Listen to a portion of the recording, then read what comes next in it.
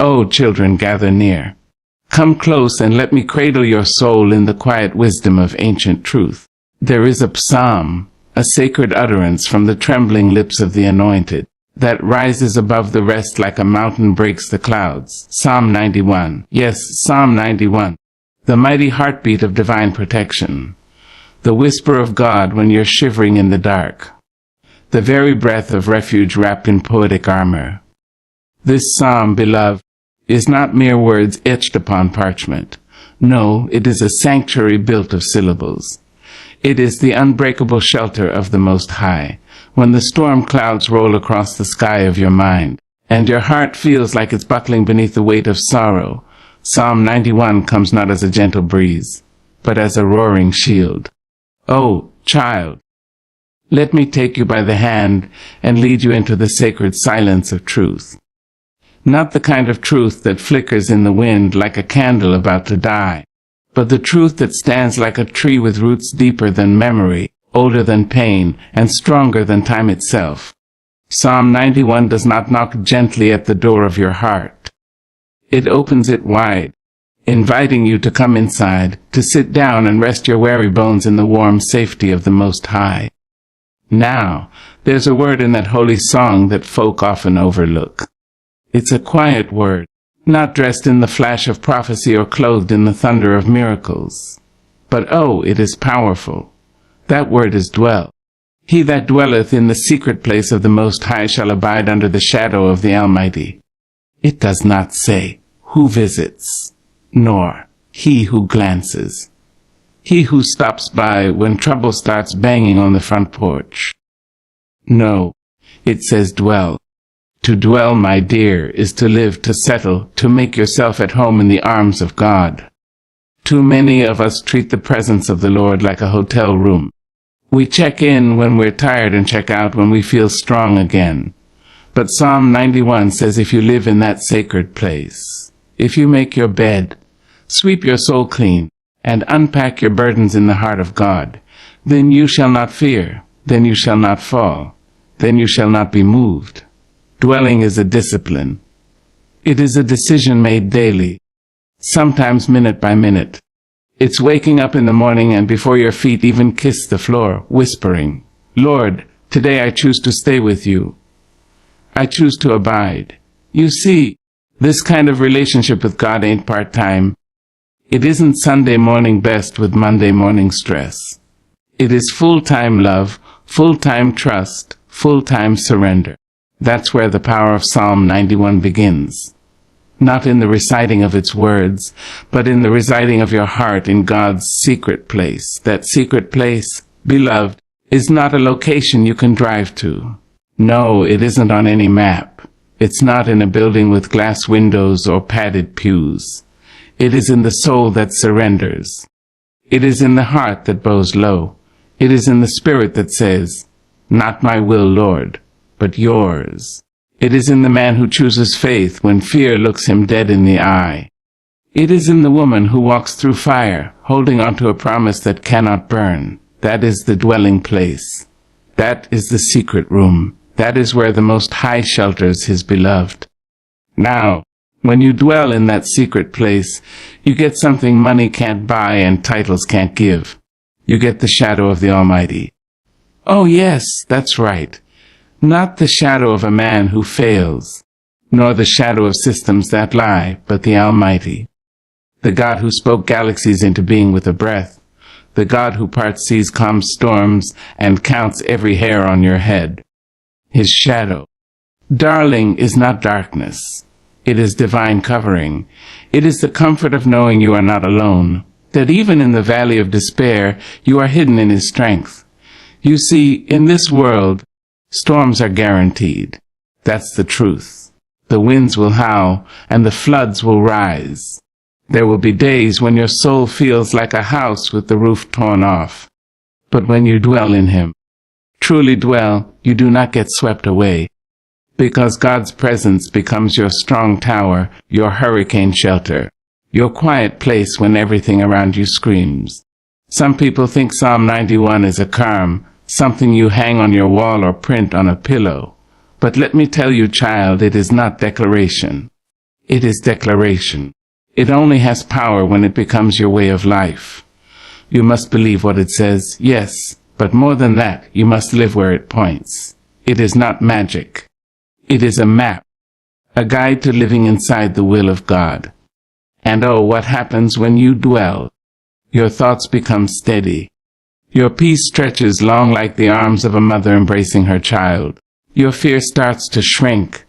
Your hope begins to grow, and suddenly, the problems that once stood like giants begin to bow before the majesty of the God who holds you.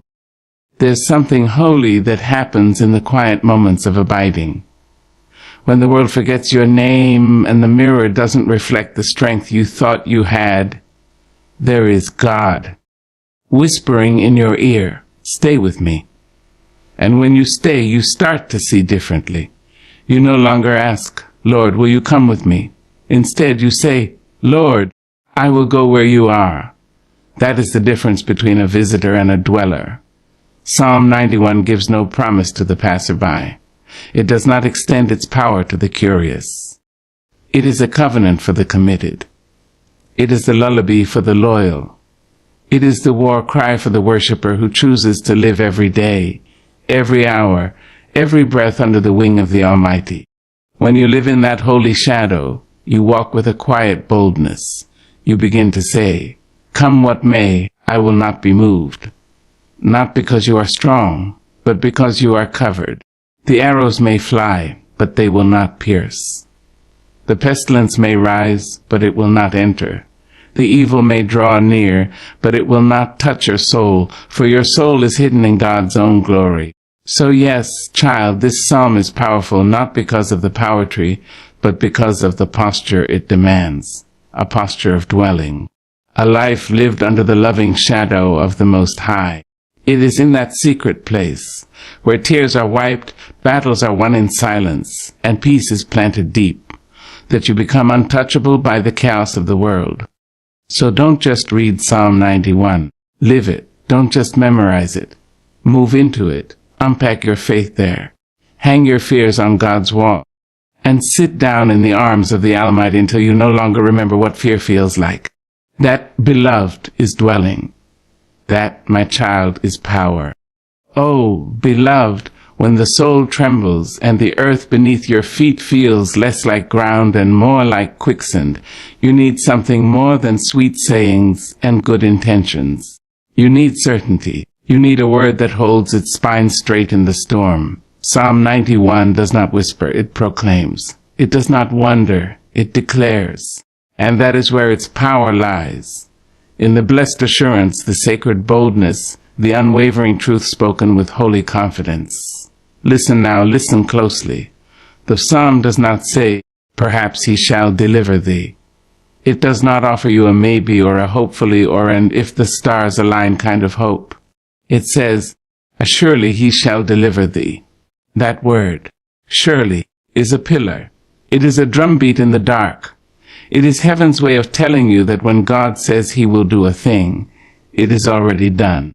Now, baby, we live in a world that trades in uncertainty. People promise and fail. Governments shift and fall. Even the heart of a friend can falter. But there is a strength, a surety. That belongs only to God. When the Most High speaks, he doesn't leave room for second guessing. And when Psalm 91 rolls off the tongue of the faithful, it is a reminder that we serve a God who doesn't have to guess, doesn't have to try. He knows, and he does. So when it says, "Surely he shall deliver thee from the snare of the fowler," we must understand the richness of that promise. That fowler, child, is not always a man with a net. That fowler is fear, addiction, shame, confusion, lust, lies. Those traps laid carefully by the enemy to catch you while you're not looking. They are subtle snares, sometimes disguised in love, sometimes painted to look like opportunity. But what does the word say? Not maybe, but surely he will deliver you. You see, the world will always offer you escape routes that come with chains. But God offers deliverance. Clean, complete, and crowned with peace. Deliverance is not just the removal of danger. It's the restoration of dignity. It's the breaking of spiritual handcuffs and the opening of doors that man swore would remain locked forever. And Psalm 91 tells you that this kind of deliverance is not a lottery win. It is a promise. You've got to hold on to that, especially when you're sitting in the middle of trouble. When the enemy has surrounded your joy and threatened your peace, you have to stand on the surely. Not on your feelings, for they will rise and fall like the sea. Not on your circumstances, for they will twist and turn like wind in the trees. No, child, you stand on the rock of that surely, because that surely is the anchor that will not move. Let me say this with the fullness of my soul: God's word does not stutter. He does not speak in riddles when it comes to your safety. If he said it, he meant it. Surely he shall deliver thee from the noisome pestilence. What a phrase! The noisome pestilence. A disease, a threat, a creeping thing that invades without warning, without sound. It's more than a sickness of the body, it's a sickness of the soul, of the mind, of the spirit. And even that, God says, he will deliver you from. How many times have we sat in the middle of our mess, unable to explain how we got there? Maybe it was a decision made in haste, a trust given to the wrong hands, or a burden too heavy to carry alone. And yet, just as the enemy thought he had you wrapped tight, just as the news was closing around your spirit, here comes God, mighty, majestic, moving in silence and in strength, lifting you out. That's not coincidence. That's surely. And sometimes, beloved, that surely doesn't show up in the way you expect. Sometimes it comes in the stillness, in the unexpected friend, in the midnight prayer that opens a door you didn't even know was there. Sometimes the deliverance isn't about being pulled out, but being carried through. And even then, the promise remains. Surely, surely, he shall deliver you. When you walk through the valley and your tears are your only companion, you don't need pretty words. You need something strong. And Psalm 91 wraps you in that kind of strength.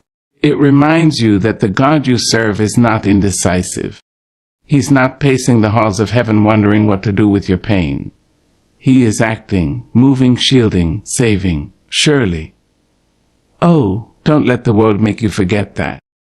Don't let delays of your prayer make you doubt the power of the promise. For God's timing is not man's timing, but his word is always right on time. Psalm 91 is a declaration of that divine timing. It speaks with authority because it comes from the mouth of the author. I say to you now, if your back is against the wall, lean on that surely. If your heart is heavy, fall into the arms of that surely. If the devil is whispering lies into your ears, shout back the truth of surely. Because surely means without a doubt. Surely means it cannot fail. Surely means the King of Heaven has already stepped in on your behalf. You are not a question mark in God's plan. You are an exclamation point in his glory. And Psalm 91 places that exclamation point firmly at the center of your life. Surely he shall deliver thee. Say it when you rise. Say it when you cry. Say it when you can't say anything else. Even in the shaking, even in the waiting, even in the silence. Surely. That's the promise that carries you from breakdown to breakthrough. That's the word that stands when everything else falls. And if you ever forget, if doubt tries to creep in, go back to that psalm. Lay your hand over your heart and let the words rise again. Say it until your fear gets tired. Say it until your faith grows strong. Say it until the chains break and the light pours in. Say it until your soul remembers who God is. Surely, child, surely. Now come close, baby.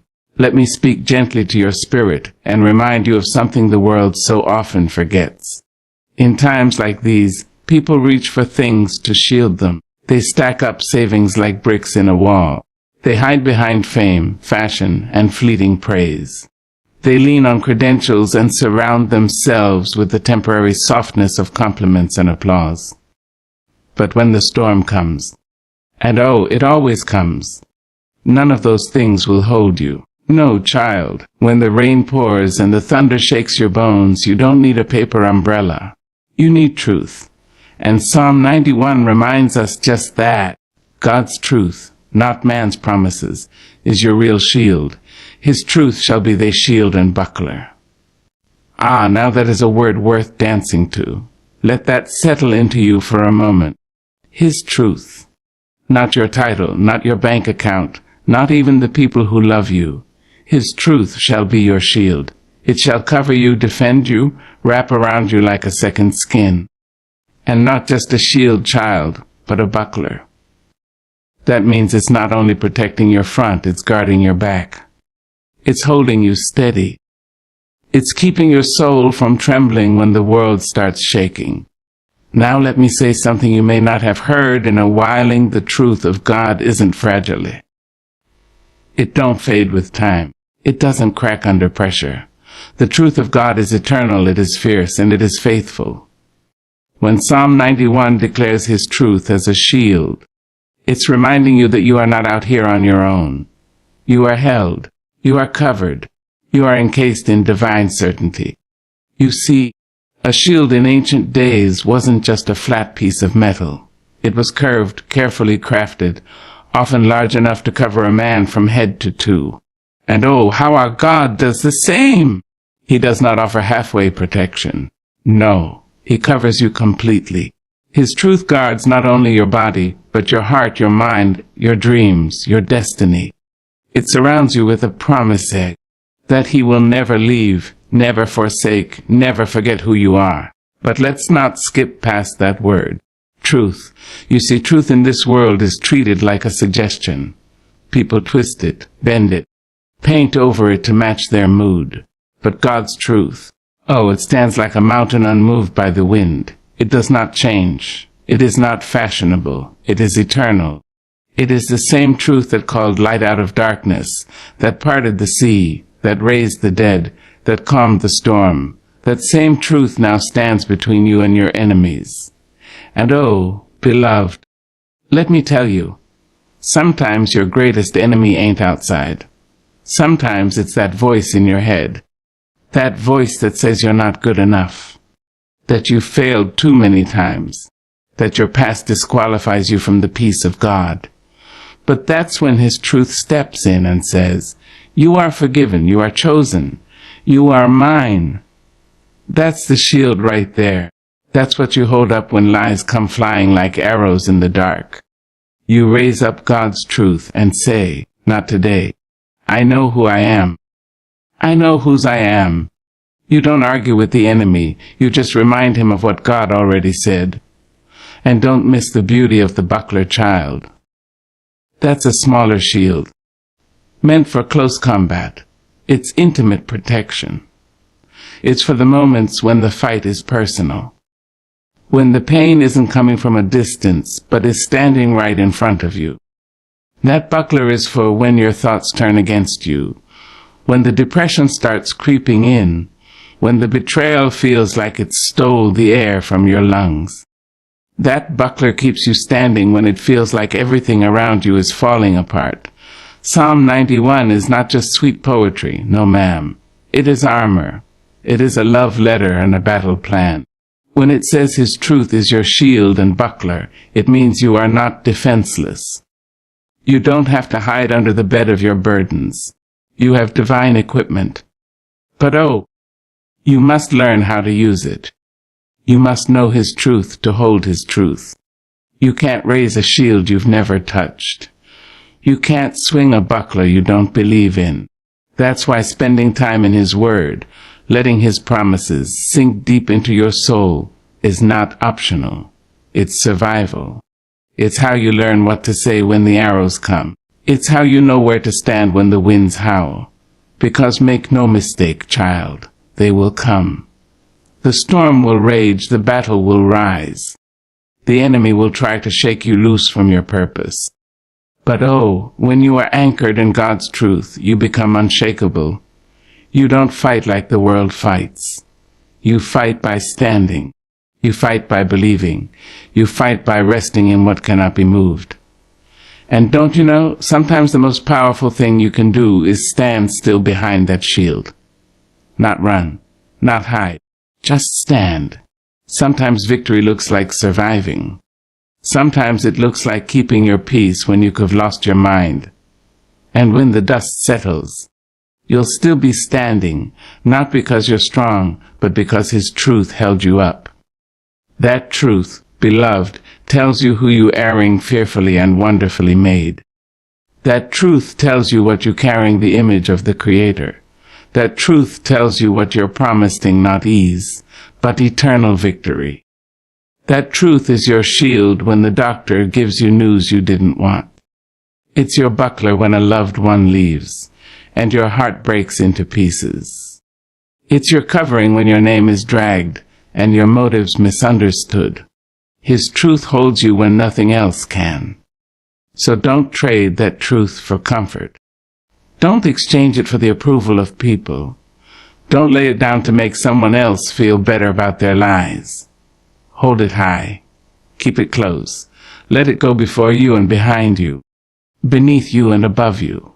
Because in a world full of noise, confusion, and illusion, the one thing that will not fail you is the everlasting truth of God. His truth is not afraid of darkness. His truth does not shrink before evil. His truth marches through fire and comes out shining brighter. His truth is your inheritance, your birthright, your shield. So raise it up, beloved. Let it shine. Let it guard you, guide you, and give you strength. For in His truth there is safety. In His truth there is power. And in His truth there is you, standing, breathing, thriving, buckled, shielded, and free. Oh, my sweet child, do you know how loved you are? Do you know how watched over, how seen, how protected you are? Not by chance, not by the roll of fate's cold dice, but by the very hand of God Himself. Yes, I mean that. The Almighty, the Creator of galaxies and the Whisperer of stars, has not forgotten your name. He has not overlooked your troubles. He has assigned angels. Oh yes, real holy, heavenly angels, to guard you in all your ways. You see, Psalm 91 is not speaking to the casual believer. It's not poetry for the lukewarm heart. No, child, this is the language of divine intimacy. This is the word of a God who draws near to His beloved. And nestled deep within this powerful psalm is a verse that will still your trembling hands and lift your weary soul. For He shall give His angels charge over thee, to keep thee in all thy ways. Now let me pause right there and say it slowly so your heart hears it at. He shall give His angels charge over you. Not just a suggestion, not just a hope, but a command. That word charge means He has given orders. He has written a decree in heaven concerning you. Your name is written in the breath of His care. And He has appointed mighty warriors of light to walk with you. And baby, they don't clock out, they don't sleep. They don't abandon their post, these angels. Oh, glory. They are on assignment. They are under orders from the throne room of God. They are not here to play. They are not moved by the opinions of others, not distracted by drama, not intimidated by demons. They have charge, holy charge, to keep you, to shield you, to fight when you're too tired to lift a prayer. And don't you think for a moment that your life is too small for heaven's attention. Don't you believe the lie that says angels are preachers, prophets, or saints who never stumble. Oh no, child. The word says you, yes you, whether you're a mother raising babies in the quiet dark of morning, or a man who's lost his job and his peace at the same time, or someone wandering through heartbreak wondering if God still hears. You are under angelic guard. You see, God's protection is not limited to certain moments. The verse says they are given to keep you in all your ways. That means when you're doing well, and when you're not.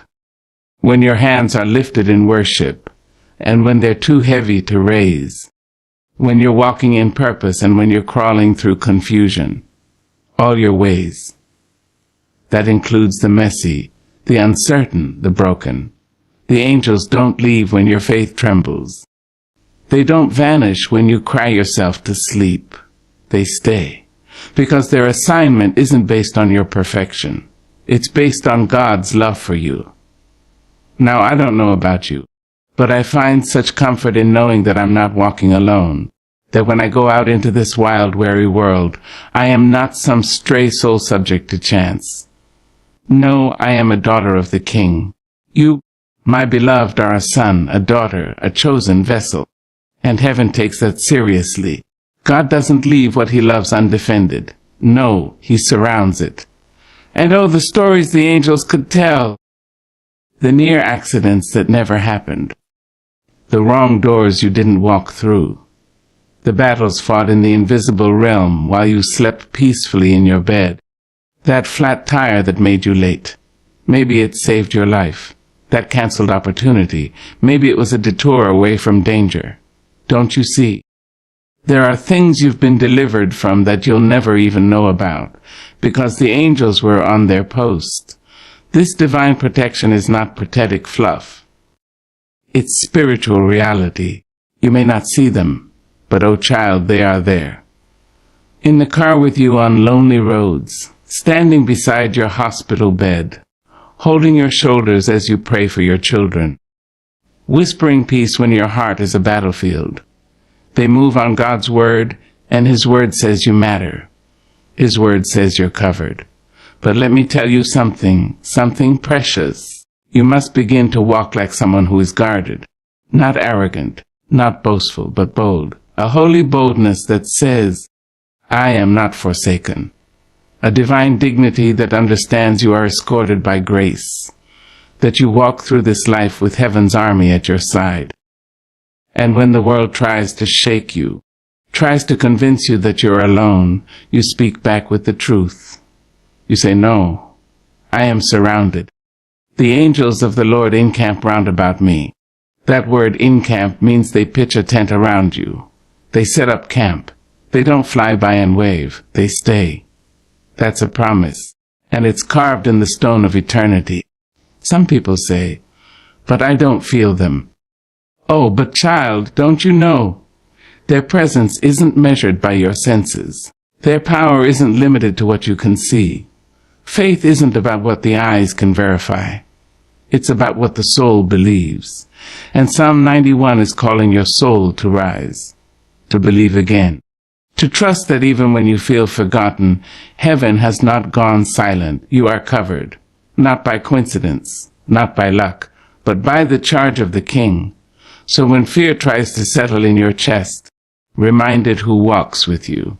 When anxiety creeps like a shadow, speak light. When darkness tries to press in, stand tall in the knowledge that there are angels, mighty radiant, unstoppable, standing over you with swords drawn and wings wide. You don't need to fight every battle with your fists, my love. Some battles are won by simply remembering who walks with you. You are not outnumbered. You are not vulnerable. You are not without backup. You've got divine reinforcement. You've got holy warriors. You've got promises written in glory. And above all, you've got a God who looked at you, called you beloved, and said, guard this one. Protect this one. Keep this one. So tonight, when you lay your head down, don't count your worries. Count your angels. Know that you're not lying alone. There is movement in the air. There are wings over your window. There is fire around your bed. There is glory in your room, because he has given his angels charge over you, and they will not fail. Amen. Oh, my dear, lean in close and listen with the ear of your soul. There comes a time in every life, yes, in every weathered, weary, wandering life, when love becomes the only key that fits the lock of heaven. And in Psalm 91, the Lord, in his grace, gives us a sacred secret wrapped in divine poetry. That when a heart sets its love upon him, when it surrenders its affection not to idols, not to fleeting fame, not to silver or the sweetness of man's approval, but to God alone, then heaven responds. It doesn't merely acknowledge, it moves. God himself steps forward and says, because he has set his love upon me, therefore I will deliver him. Now that's a holy cause and effect. That's the kind of transaction no bank can offer, no courtroom can rule upon. That's divine justice, divine intimacy.